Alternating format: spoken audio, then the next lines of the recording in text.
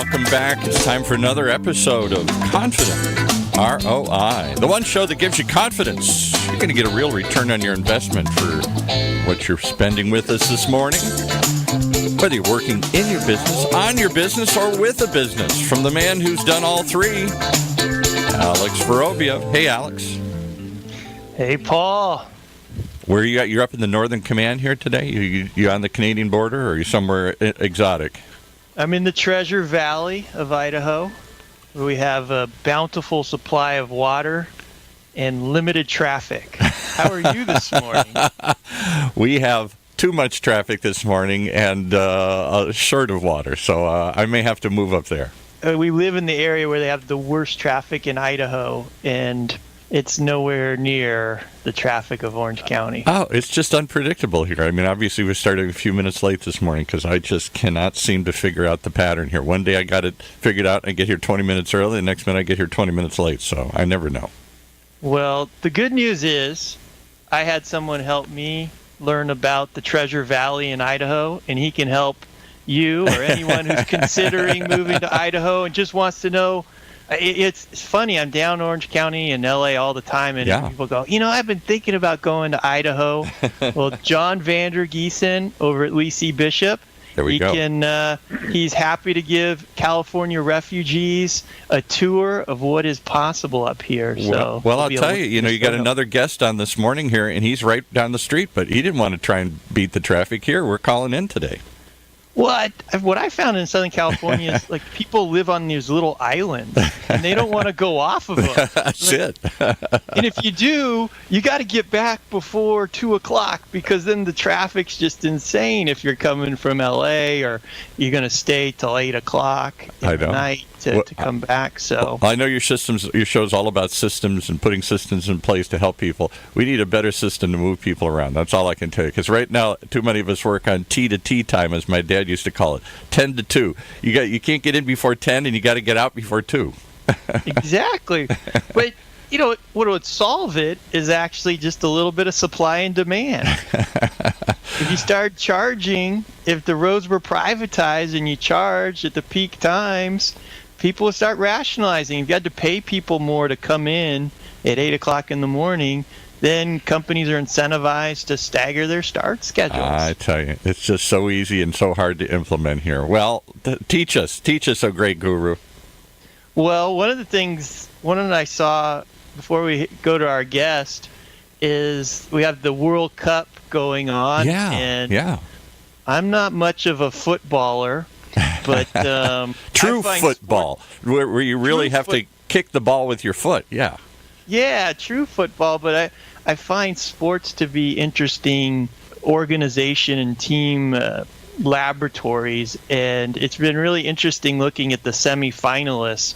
There's been some interesting articles coming across and how they got to where they were, and I wanted to share those before we got started. In Belgium, apparently they've had a huge turnaround in the last 20 years, and it was so bad that they had this meeting and there was a lot of hand-wringing, and they're the home of the EU, so there's a lot of debating and consternation just naturally there. Right. And they're like, we're really good at developing classical violinists. Why can't we develop football or soccer players? And so they analyzed thousands of hours of film and looked for the details of what they could do to improve. And they found a leader who said, look, you want to do this, you need a vision and you need a plan. And they implemented it, and they went from a non-World Cup team to the semifinalists. Yeah. So, and they used their strengths as an analytical group. England, which traditionally had bombed out, was never as good as the English people thought they were. Right. They did something as well, and they decided to look at developing a better organization throughout their youth soccer leagues, and they realized that kids were getting taught different things throughout their progression. Different styles of play, different ways, different things to focus on, right, yeah. Each coach each year had a kind of different way. And so they implemented a system where, okay, they're gonna learn the same things, they're gonna be on the same program, so they can develop some continuity and improve their skills. They also did some things on they were at the lead on this tactical evolution where used to be you wanted to hold the ball for as long as possible. Mm-hmm. What they call long ball, right? Exactly. Yeah. And in basketball was similar, and they're saying that soccer is taking from basketball and being more attacking. So they taught the kids how to play more in 4-on-4 settings and really learn how to attack, and then move on. Because Germany was really good at the long ball, but now they're out. And so the tactics are evolving. So England used their organizational and their tactical mindset. It got more interesting when we got to Croatia. Yeah, we got to the final. Where did Croatia come from? I had to go pull out a map and see where Croatia is. I mean, come on. Well, they've only been in World Cup soccer for 20 years because they were Yugoslavia before and didn't have their own team. But the crux of how they got good is they don't know. They're all about improvisation. And apparently just the countries, you don't know what's going to happen, and you just have to be able to improvise. And it's the same in their soccer development. They don't have a lot of structure like the English and the Belgians, but their players get really used to improvising. In fact, they were talking about the penalty goals, and there's so much thought about it, and if you got to go first, so that because 60% of the time the team that goes first wins. In Croatia, they were in a penalty shootout, and they're kind of looking around like, what do we do? I don't know. We want to go first? We want to go second? They decided to go second. It was kind of just, let's try this. Yeah, right. And so complete opposite of the English, but both of them are using the strengths. The real interesting part when we got to France, and they call them les Bleus, in that, because they wear blue, the French, and that's where it got tough. Like, okay, why are they good? Why? And they've been consistently good, and they won, I think, 20 years back. Long time. They haven't been there a long time, yeah. It's not that long. I can remember 20 years ago. That's a long time, Alex. I mean, we had color TV. We had AM radio. We even had the internet back then. Oh, my goodness. But the French are going to do things their own way. And back when they won, their tradition was kissing one of the bald players' head. That sounds scientific. Yeah. So this year, what they're doing is they're rubbing the mustache of one of their reserve midfielders who hasn't been playing. But what makes it even more interesting is that this 32-year-old midfielder, his girlfriend in the stands is Pamela Anderson. What? Wow. Yeah, I mean, so Belgium, you kind of can see how their tactics will work, their plan and strategy would work, and England being the English. Scientific organization, all that makes sense. Yeah, and Croatia just playing your strength. You don't know what's going to happen, just figure it out, go with it. But the French, the French have their own way. But actually, what they've done is they've evolved their tactics as well, from the long ball and the ball control to the more attacking style. So they've evolved where a lot of the soccer powers haven't, and they're not relying. None of these ones had the one-name superstars on their team. So it's kind of interesting just from this laboratory, because these teams come together once and they go away. So there's, how do they make it work? And 4 countries have 4 very distinct ways. I don't know if I would want to rub a man's mustache. Well, I have a mustache. I'll try rubbing it here, see if it helps us today. I have never rubbed it, never thought of rubbing it. But I thought was kind of interesting. The only takeaway I got, and then we'll go to your guest here, is I found it fascinating. For the first time in my life, we don't have somebody representing the big powers. Soccer, to me, seemed to be dominated by a handful of countries. I've forgotten how many countries get to compete, but there's always, historically, Brazil and Pele, or the Germans, or the Italians. There was a Spanish. There were a handful of countries that seemed to be rotating the title, and now we've got some countries like Belgium, Croatia, France hasn't been there in a long time. It seems to be a total upheaval in the sport right now. And I think that kind of mirrors what's going on in the world and in business, everything. No, the old are not necessarily dominating. The old standards are not necessarily dominating like they once did. Well, it's competition. What worked yesterday doesn't work today. Yeah. And people that don't get the results they want, they can either accept them or they can do something about them. Right. And something can be done. And you can't just assume just because it worked in the past it's going to work in the future, which brings us right to our guest. There you go. He's got 25 years of experience in marketing and branding and strategic planning, and he's worked with some amazing brands, similar types of situations we were just talking about, and how to compete in the global marketplace. Brands like Kendall Jackson, La Creme, Kettle One Vodka, Seagram's Vodka. Are you noticing any trends, Paul? Let's see. It kind of looks like my office here. There's a bunch of alcohol in it there. Well, but no whiskey. But I'll tell you what, those are also premium. I mean, Kendall Jackson, you can't get anything. I think they've got to be the biggest, certainly in restaurants. I used to own a restaurant, and Kendall Jackson was the premier wine that everybody wanted to carry, and certainly Kettle One Vodka is one of the top 2 or 3 vodkas that everybody premium upsells that everybody orders. So yeah, I mean, I would say Kendall Jackson's like the Toomey of Chardonnay. Yeah, you just know what you're going to get. Yeah, right. Simple Green, which is out of Orange County. Yeah, Cold Stone Creamery. Oh wow.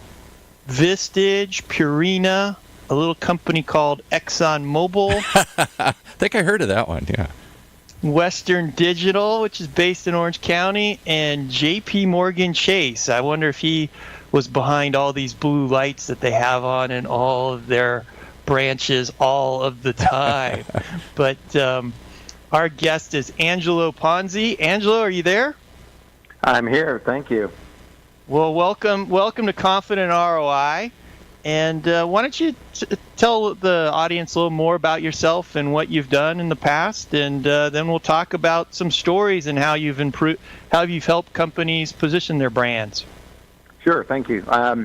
Just some background is I've had the unique opportunity to work both on the advertising agency or marketing agency side. I've worked for some small regional companies. I also worked for a multinational on a global basis, which is kind of where I cut my teeth. I had the opportunity to grow my own marketing firm and actually sell it. And so I had that experience of going through business growth myself over a 13-year period. I've also been client side, so a director of sales and marketing, VP of marketing, chief marketing officer, and chief strategy officer for some organizations. And then so looking at that, where, agency side, client side, business owner, I think gives me a unique differentiator for people that hire me, because I potentially have sat in their same roles and have had to deal with people, had to deal with finances, had to deal with strategies for growing, creating new products.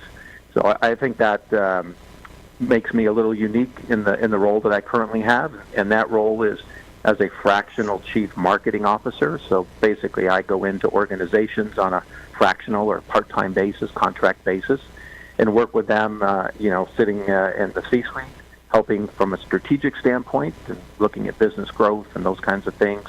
But I also, work with on the tactical side as well to make sure that the programs that are being implemented are on target and delivering what expectations are. Well, that's Angelo. Why don't we? Could you share a story about positioning a company or a brand that was maybe facing a challenge, and how you help them be successful at that? Sure. Like I said, I've worked on brands that had no money and startups to big brands. But I'm actually, if this is okay with you, I'm going to actually continue the conversation on Kendall Jackson, which is an actually very interesting story. So as Paul you have Paul's attention. Yeah, Kendall Jackson was the premium brand. I mean, you wanted to take that to parties, and you got credit for bringing that brand. Well, what happened over the years, it became so popular. 90% of people who drank Chardonnay drank that wine. And so when Jess Jackson, when he was still alive, came to our agency and said, "Look, I've got a problem," and we're looking at him saying, "You own 90% of the market, and so why is that a problem?" Well, the problem was it started showing up everywhere. You could go to a chili cook-off and there'd be Kendall Jackson. You could go to a taco place and there'd be Kendall Jackson. So the luxury aspect or the premium aspect of the brand got hurt. It lost that cachet, and so it started becoming just an everyday wine. The price points dropped. I think at one point in time you might spend $16, $17, $18 on it. Now you could find it for $5.99 in the local grocery store. It was his legacy brand, and so our job was to reposition it as a premium brand, and to do that for his legacy, because he was 75 years old at the time when we started working with him on this. And one of the things that we did is to try to understand the brand. And so we did a series of focus groups and conducted some quantitative surveys around the country, trying to understand how people view the brand. And what we ended up with were 26 different attributes. 13 of them defined the brand as a premium, and 13 defined the brand as just, an everyday wine, that you just might buy, but you wouldn't bring to a party kind of thing. And so taking that information, everything we did from a communication standpoint focused on getting those attributes that were positive to rise and get the negative ones to decrease. For example, one of the ones that we looked at is, is Kendall Jackson owned by a large conglomerate? And the answer was yes. We asked them if it was owned by a family. The answer was no.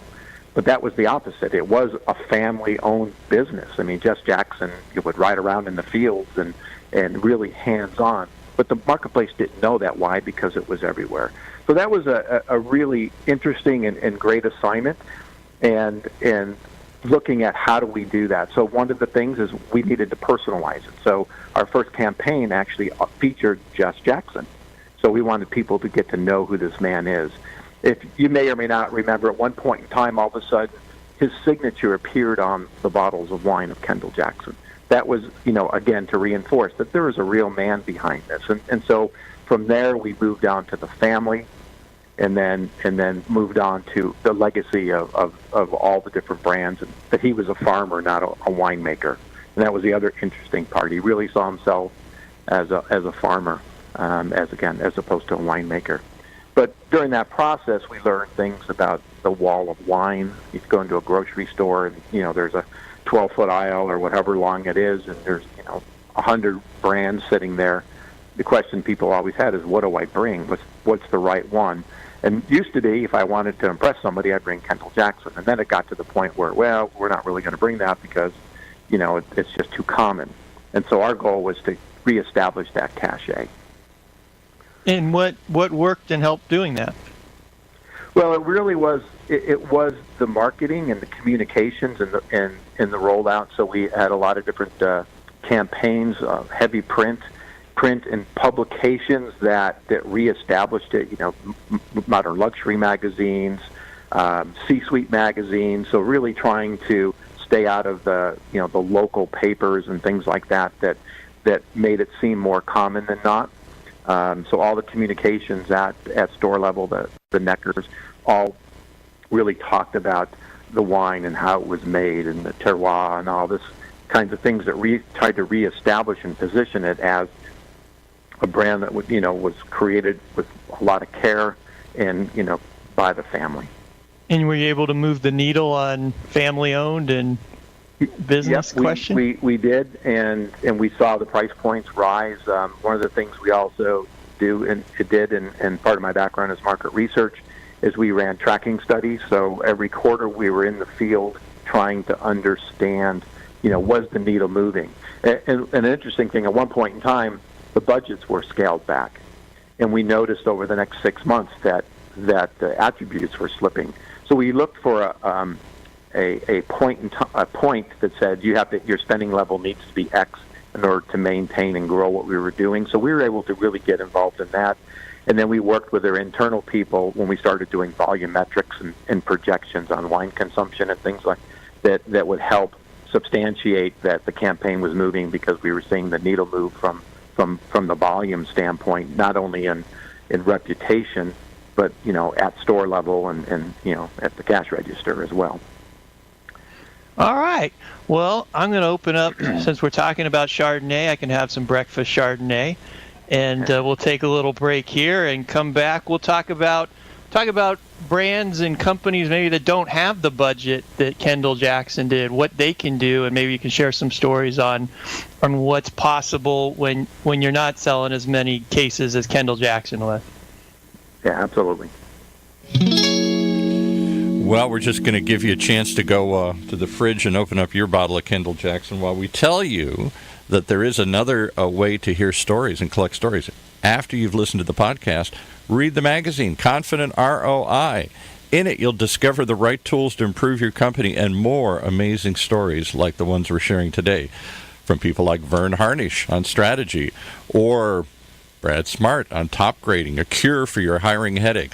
All sorts of interesting articles and ideas along with great stories to turn your organization or your efforts into something great as well. Confident ROI, just like it sounds, ConfidentROI.com. All right, now that we gave everybody a chance to go run to the fridge, we'll head back to Alex and his guest. Thanks, Paul.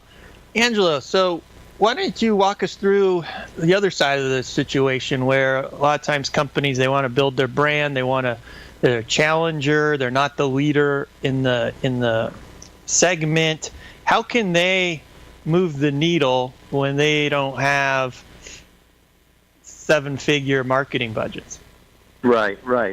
Well, I like I said, I've worked with companies with varying budgets, and to me, it starts with, who is your customer? We have to understand who the customer is. We have to understand their pain points, their needs and wants, and ultimately how they consume information. This digital world has changed the way marketers market. And so there's so many different channels of communications that we can do, from, email to digital to website to print ads to TV. And so understanding that aspect. So that can be done very simply, for example, with, your salespeople just getting information when they're sitting there talking to a customer. It can be done with some market research. And any time I use the word market research, people just say, oh, it's going to be too expensive. But it doesn't have to be. There's so many tools out there, from a Survey Monkey, if you will, to other tools that allow you to do some, I call it grandmother research, in the sense of just trying to capture information. I worked with a company last year, which was a small, about a $4 million software company, and I was hired actually just to talk to their customers. And so I ended up talking to, I think it was about 15 of their customers, to trying to gather some insights on how to help them communicate better. And so those situations where, if we look at just what is important from a strategic level and how do we get that from a cost efficiency standpoint. There's a book that it's called Revenue Growth Habit by Alex Goldfayn, Fayn. And it's about, spending 15 minutes a day to increase your business. And in there, it's all tactics that can be done, frankly, for no money. And it's just a matter of putting some time into it, like gathering customer testimonials. A lot of businesses actually surprise me when I ask them about, do you have any customer testimonials we can use in our communications? And the answer is no. And so, I always now tell my customers, we have to get those kinds of things. Why? Because it's your customers talking about your product or service, as opposed to, the brand talking about it all the time. And so that's a great book. It gets a lot of great insights and actually even direction on how to go out and talk to customers about, gathering testimonials and things like that. And Angelo, there's all this talk and focus on customer testimonials. Why? Why are they so important? Well, it really validates, because if I'm telling you I'm great, but if my customers are telling you that I've done a good job, or, solving their issues and problems, it's coming from that third party, right? It's not me telling you, but it's them telling you. And there's a credibility aspect to that is so important, because it validates, what's going on from, people in similar businesses. Now, I'm a business owner, but I'm a marketing guy and a consulting guy versus if I have my manufacturing or my software or my education client talking about what I've done for them. It just adds that third-party endorsement and recommendation and adds that credibility that I think is so important for businesses. So the same kind of thing, for small businesses. If they talk about, and their customers are talking about how wonderful their customer service, the software company I was talking about, one of the things we heard consistently is about their customer service. And, if there was an issue, they're right there. And they were also, reaching out and trying to make sure that they were trying to understand if the client was experiencing any new pain points and things like that. So they got a lot of kudos, if you will, for their customer service aspect. And so we wanted to make sure that was front and center because we felt that was a point of differentiation, that if anybody's gone through developing software or developing things like that, it's about constant communications, and as things happen and once the product launches, the fact that the people are there for them is real important. So have you noticed when asking customers about, hey, tell me about this company, have you gotten any feedback that that your client or the company that's doing the work that wants to know is surprised about? Are they surprised about how their product's perceived or how they're perceived?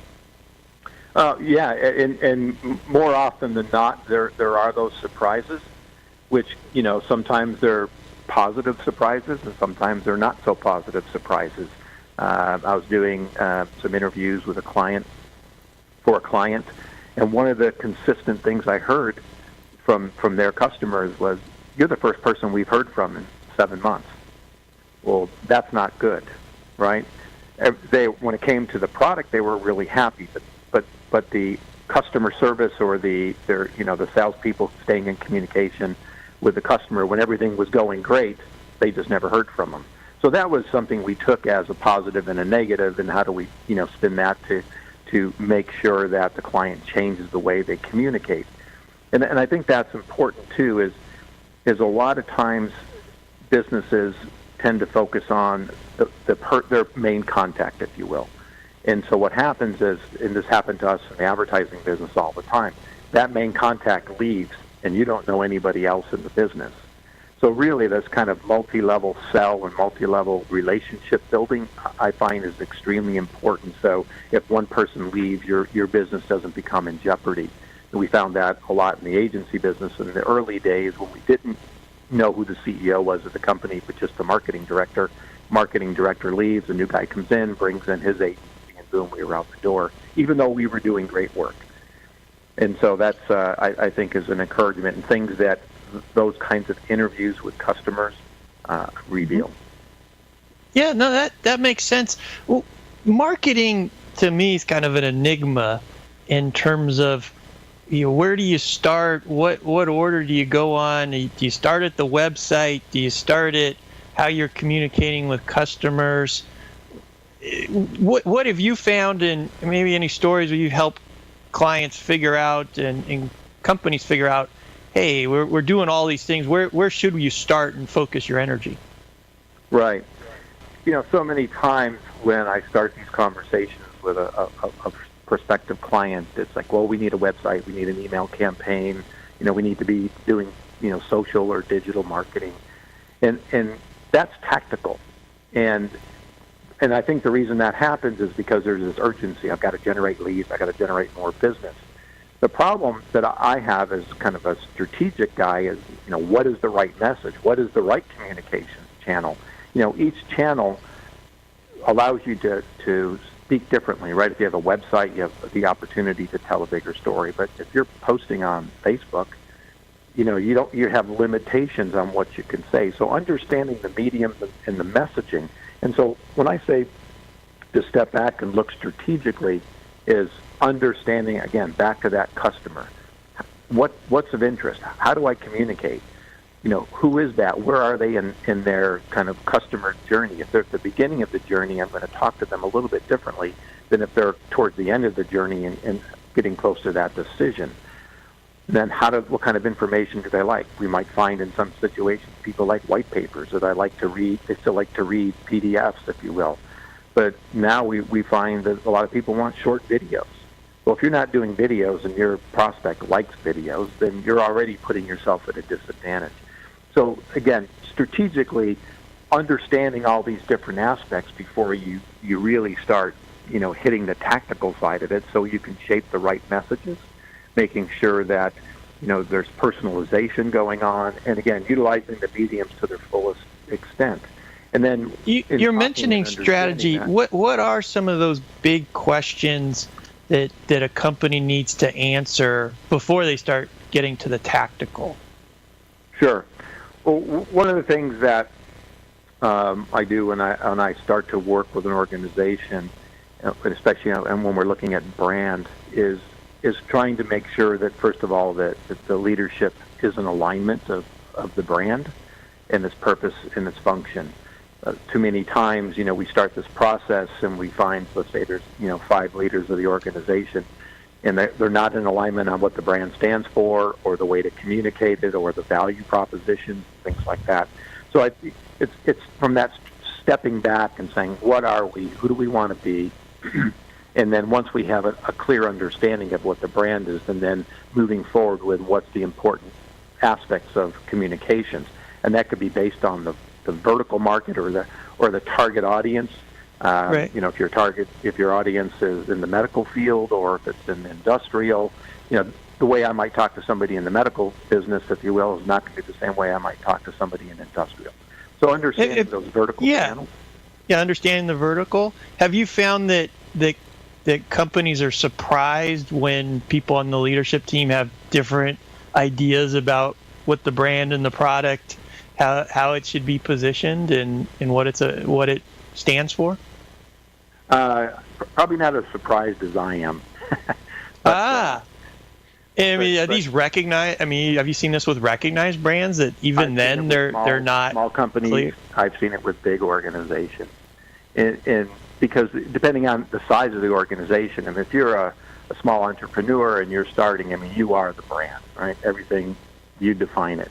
But as you start to add people and you start to move up to 2 million, to 5 million, to 10 million, you might not be as involved in that day-to-day communications. Therefore, now you've got, your team is responsible for developing and defining and making sure that there's consistency.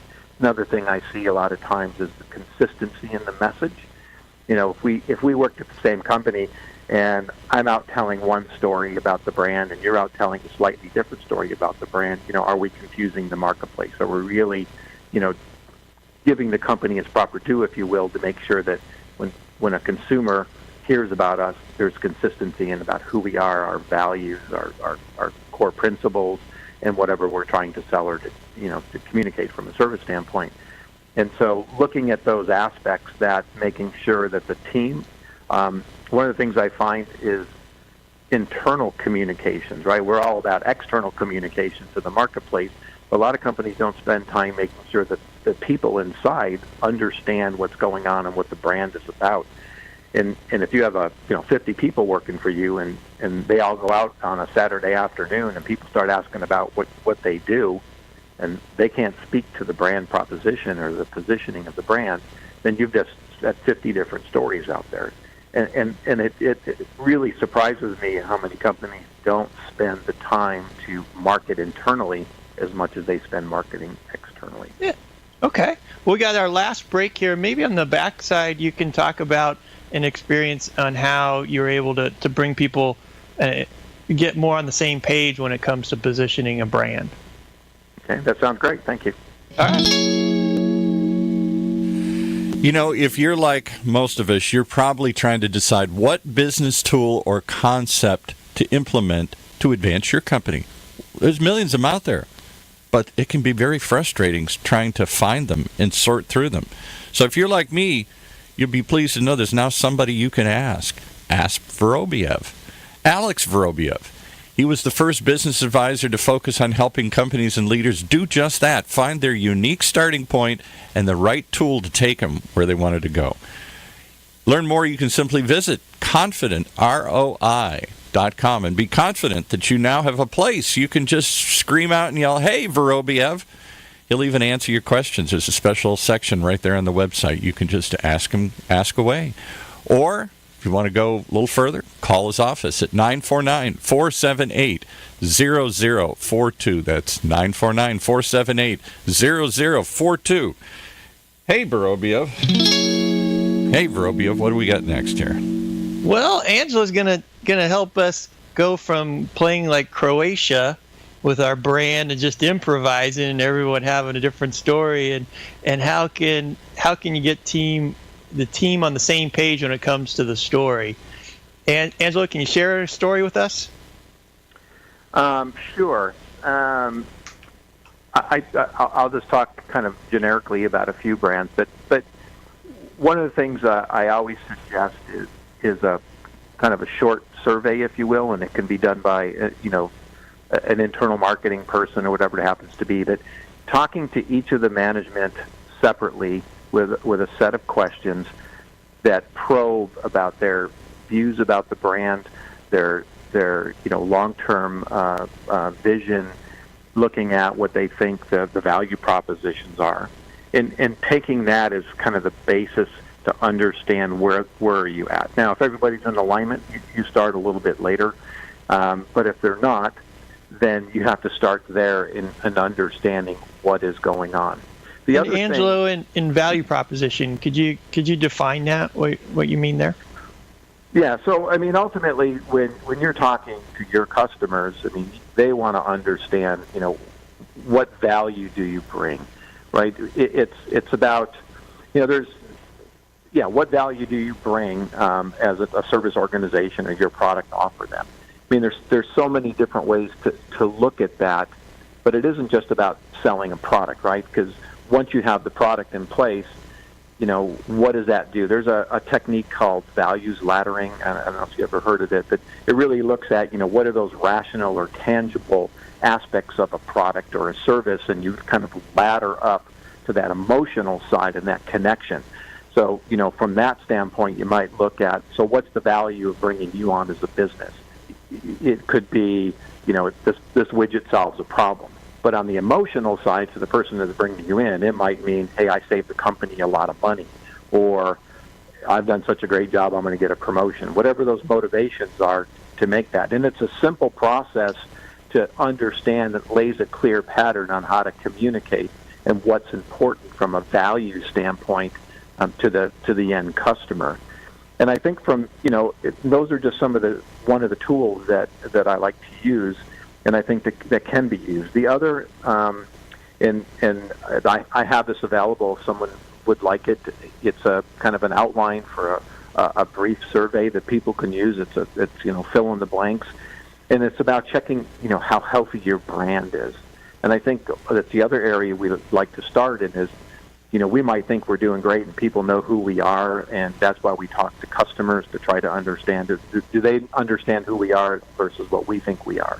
And so, checking on brand health is, where do we stand in the marketplace? If I ask customers to describe us to somebody else, and, are they describing it in the proper way? So I think from that strategic standpoint, it's really trying to get the foundation, understanding, who that customer is, or customers, right? If you're a software company, for example, and you're going to be evaluated, well, who started that? Who initiated the process? Is that the same person who evaluates the software? And is that the same person who pulls the trigger on purchase? A lot of cases, that could be 3 different people. Well, if you've got one message to 3 people, well, I'm not talking to the finance guy is very different than the way I'm talking to the guy that's going to evaluate me. So, there's all that work that needs to be done up front before you get into that tactical side, because then you know what your messaging is, what how you want to communicate, you have an understanding of how they like to consume information, and again, you just become more efficient and effective in the work that you're doing. And especially in small businesses that, and again, even for myself, I use email marketing and blogging, and I go to networking meetings. Well, I have to make choices too about where my return on and understanding who I'm trying to communicate with. So, those all work back to kind of budget do I have, and based on the budget, what is the most cost-efficient way to communicate? There's a lot of tools out there, but you can't necessarily do them all. I have a client right now. Yeah, right now you got a small, mid-sized business in today's ever-changing marketing and competitive landscape. what tools are generating high ROIs for clients and companies? Sure, especially from the B2B side, it's, you can read lots of articles about, emails dying and all that kind of stuff. It's not. As a matter of fact, it's probably one of the most cost-efficient and effective tools still. I think, from a B2B standpoint, is email marketing, certainly the website. The website is the number one. A lot of statistics will show that anybody who's going to potentially purchase your product or service has already done 75% of their research before they pick up the phone and wow, and call 75%, huh? Yeah, and a lot of studies will say it's 65. A lot of studies will say it's 80 something. But so the website is extremely important. But how you communicate on that website, I've gone to websites that are literally just giant brochures. Well, people don't read anymore, so you have to understand what are those 4, 5, 6 lines that really help communicate your value prop, if you will, to get them to want to read more or to investigate more. But I find that on a consumer standpoint or even B2B, digital marketing is pretty strong, but retargeting, where you've probably gone online and you looked at a product or a service, the next thing you know you're on a different website, and that product that you just looked at is popping up in an ad, kind of chasing you around the internet. That's retargeting, and I think that's really good. You can get into geofencing and stuff like that. Working with a client who only wants to target, frankly, Orange County. So all our digital work is geofenced to just be in certain areas in Orange County. So I think it really depends on whether you're a consumer or a product or a B2B. And again, understanding, for example, when we worked with Cold Stone Creamery, we had campaigns for rainy days. Campaigns for rainy days, really? Yeah. So when the rain would come, when the campaign would trigger, and we would communicate via email, Twitter, Facebook, about coming in and I don't remember the exact messaging, but basically trying to get them to come in and buy ice cream, giving them a reason to, as opposed to sitting in their house because it was raining outside. And they got a return on investment on that? Yeah, absolutely. Wow. And I think things are changing. It's just like the soccer. Different types of tactics are working today. Yeah, and the beauty of kind of today versus years ago, when you ran an ad, you might have to wait 60 days to get the ad placed, and then by the time you saw some results, you're 6 months into a campaign. Nowadays, you can turn that campaign on a dime. There's a service that I just introduced to a client where it's actually able to, it's more B2B, but they can reverse the IP so they know what company is visiting the site. And so now they get that information. They look in their database to see if it's a prospect that had visited before. There's also another one out there that we use called CallRail that is kind of rotating numbers on your website or in your email campaigns and things like that. So you can track what campaign the call came from. They record all of the phone interviews. So you can go back and you can listen so you can judge, the person who's answering your phone. And what was the name of that one again? It's called CallRail, CallRail. It's a great service. I have 3 or 4 clients on it right now. It's just an easy way to monitor and track how effective your campaigns are doing. That's really insightful. Thanks for sharing that. Yeah, how about we're getting close to wrapping up here, but anything that you've been doing in marketing for 25 years, anything you wish you knew about earlier or had read earlier that would have been you wish you would have had it earlier in your career? Oh boy, that's a good question. Well, probably earlier in my career, probably like a lot of the kids today, you thought you knew everything and nobody could tell you anything. But probably the advice I would give anybody today is don't be afraid to go back to school. I mean, that's one of the things that I started at one point in time. I was trying to move up, and the CEO of the company said, well, you don't have any real accounting background, so how can I let you be the number two guy if you can't, understand the finances.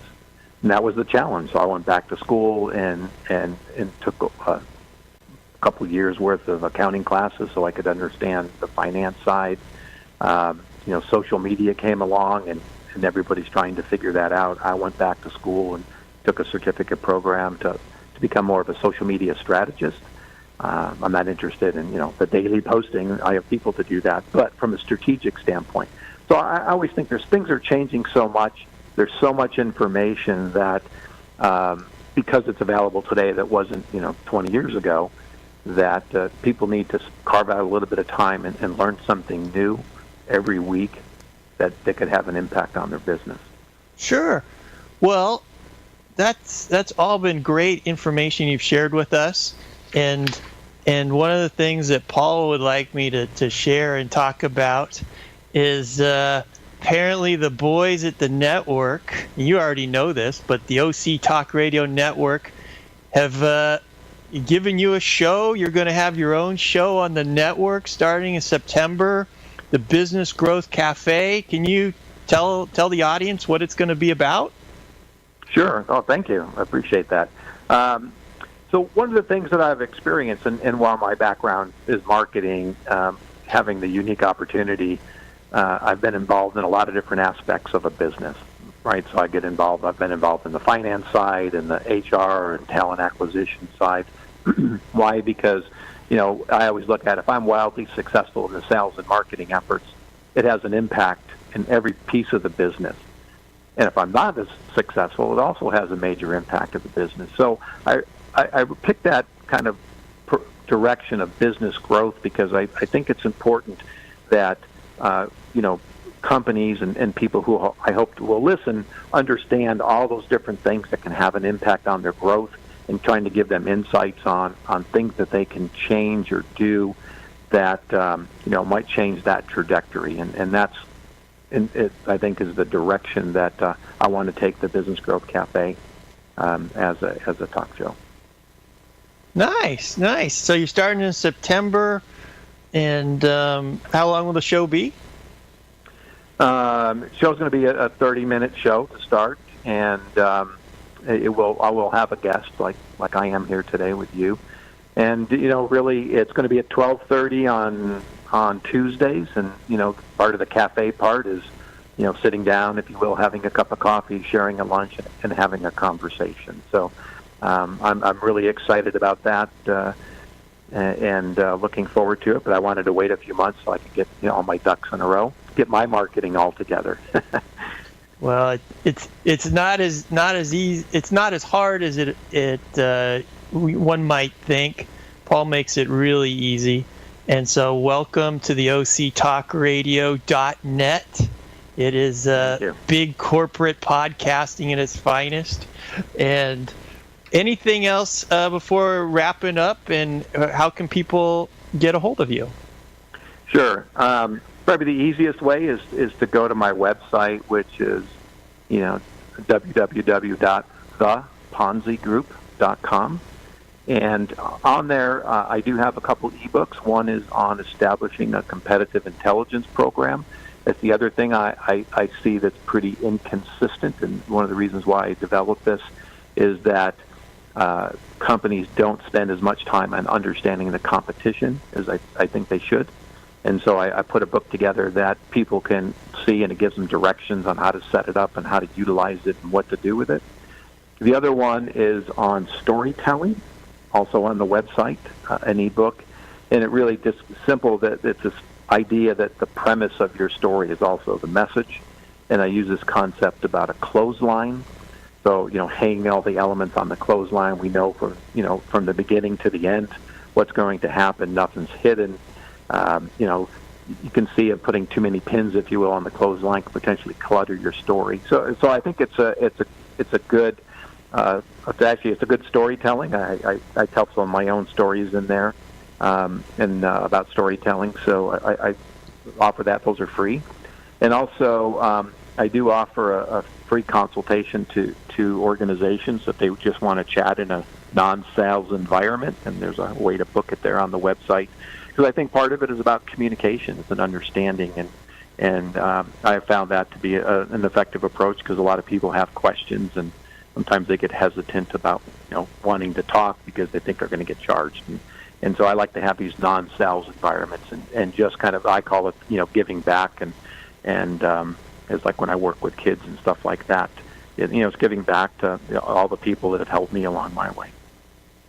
Well, thanks, Angelo. That's you're sharing a lot of nice things with the audience there, from the ebooks to the consultation. Appreciate you coming on. Look forward to hearing the new show in late summer, early fall. And thanks for coming on. All right. Thank you so much. I really appreciate it. Have a good day. Thanks. You too. Okay. I just want to give you a chance to plug again, Confident ROI, and if there's anything you want to mention about the books that the book list you guys have put together. Yeah, we've put together a book list called the Advance Your Company book list, which takes books and puts them into the order and framework that's talked about in Transform Your Company. Because there's so many ideas out there. It's almost like looking up at the night sky with all the different concepts and ideas to improve your business. But what's the right order? In which way should you go? The Advance Your Company book list takes the structure and the ability to break up every business tool out there into 5 buckets, and what's the logical order for progressing. So we already have posted on the core element of the foundation for building a business, and talking about tribal leadership, the book, and as well as for survival and the strategy level, Inside Advantage. It ties a lot to what our guest was talking about today, and defining your core customer and what your unique product offering is, and how you're going to get people to buy your product over the competition. So check that out. These will also be in a different format, will be in the upcoming Confident ROI, the next edition of the magazine. But if you go to confidentroi.com, you can check out the magazine and any of its formats, print, digital, as well as audio, and listen to the podcast. And if you go to LinkedIn, it's really easy to connect with me.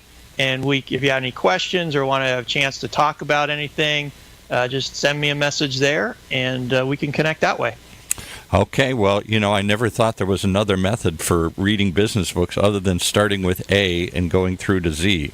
You're saying there might be a more intelligent sequence than that. Well, not so much reading the book, but which order to read the books in. Because you got 10 books on your desk. Which one do you start with? And we tend to start with books that deal with the outside of the company. And what our guest was talking about today was the need to answer important questions before you start putting up a website, before you start doing email. Exactly. Yeah. And so answering those important questions, and that's where a lot of great business books are coming out right now, about really answering those important questions like, why does the company exist? What's the culture of the company? Who are their core customers?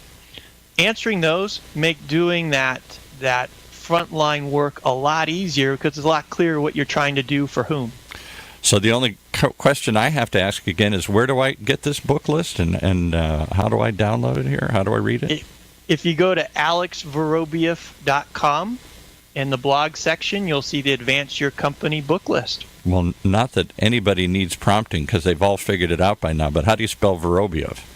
Just like it sounds. It's ALEXVORO, B as in boy, IEFF as in Frank.com, and it'll be in the show notes page. All right. Well, we'll look it up, and we'll look for more next week when we come back to Confident ROI. Thanks, Alex. Thanks, Paul.